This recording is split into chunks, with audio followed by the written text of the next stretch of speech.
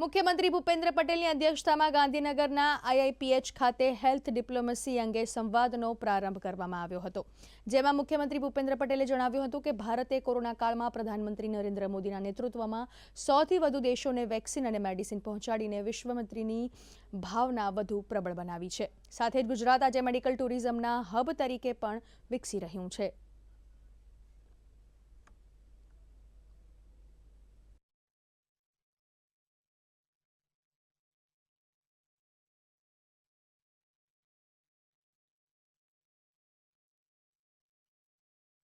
आज विदेश से भी लोग गुजरात में इलाज के लिए आ रहे हैं।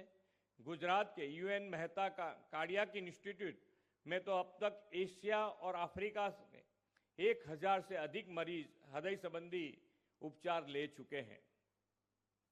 हेल्थ सुविधाओं को वैश्विक फलक पर ले जाने के लिए राज्य सरकार ने मेडिसिटी को भी विकसित किया है।